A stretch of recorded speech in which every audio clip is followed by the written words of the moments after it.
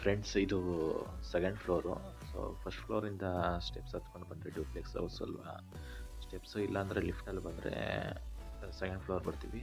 So ಬಂದ ತಕ್ಷಣ living ಸಿಗುತ್ತೆ. ಅದೇ ಇದು ಈಗ ನೀವು ನೋಡ್ತಿದ್ದೀರಲ್ಲ, ಸೊ ಲಿವಿಂಗ್ ಅದು ಅಂದರೆ ಸ್ಮಾಲ್ ಆಗಿದೆ ಸಿಟ್ಟಿಂಗಿಗೆ. ಸೊ ಒಂದು ಟಿ ವಿ ಯೂನಿಟ್ ಸಿಂಪಲ್ಲಾಗೆ ಪ್ರೊವಿಷನ್ ಮಾಡಿದ್ದೀವಿ. ಬ್ಯಾಕ್ ಸೈಡ್ ಎಲ್ಲ ರ್ಯಾಫ್ಟರ್ ಯೂಸ್ ಮಾಡಿದ್ವಿ, ಸ್ವಲ್ಪ ಇಂಟೀರಿಯರ್ ಲುಕ್ಸು ಚೆನ್ನಾಗಿರಲಿ ಅಂದ್ಬಿಟ್ಟು ರ್ಯಾಫ್ಟ್ರೆಲ್ಲ ಯೂಸ್ ಮಾಡಿದ್ದೀವಿ. ಸೊ ಈಗ ನೀಟಾಗಿ ಕಾಣಿಸುತ್ತೆ ನೋಡಿ.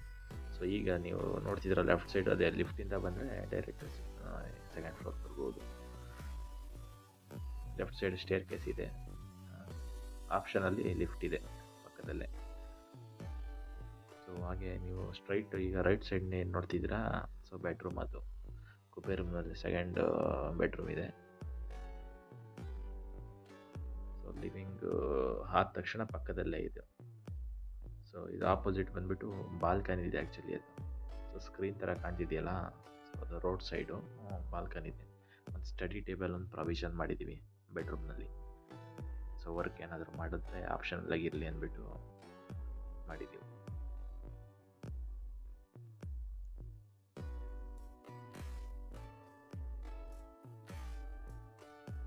ಸಿಂಪಲ್ಲಾಗಿ ಒಂದು ಟಿ ವಿ ಯೂನಿಟ್ ಇರುತ್ತೆ ಬೆಡ್ರೂಮ್ನಲ್ಲಿ ವಿತ್ ಫಾಲ್ ಸೀಲಿಂಗ್.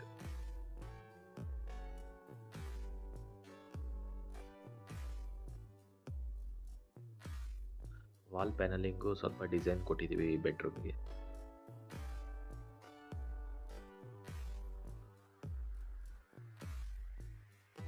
ಇದೆಲ್ಲ ಕಂಪ್ಲೀಟು ವುಡ್ ಬಂದುಬಿಟ್ಟು ಕಂಪ್ಲೀಟ್ ಟೀಕ್ ವುಡ್ನ ಯೂಸ್ ಮಾಡಿದ್ದೀವಿ, ಫ್ರೇಮ್ಸು ಎಲ್ಲ. ಸೊ ಇದು ರ್ಯಾಫ್ಟರ್ ಡಿಸೈನ್ ಈಗ ನೀವು ನೋಡ್ತಿದ್ದೀರಲ್ಲ.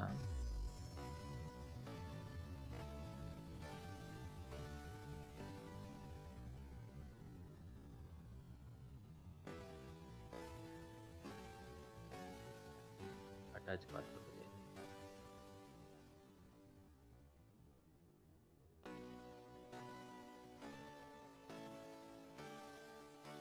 ಸಿಂಪಲ್ ಒಂದು ಟಿ ವಿ ಯೂನಿಟ್ ಇದೆ ಈ ಬೆಡ್ರೂಮ್ನಲ್ಲಿ. ಆ್ಯಕ್ಚುಲಿ ಇದು ಮಾಸ್ಟರ್ ಬೆಡ್ರೂಮು. ಸೊ ಎಲ್ಲ ರೀತಿಯಿಂದನೂ ಪ್ರೊವಿಷನ್ ಕೊಟ್ಟಿದ್ದೀವಿ.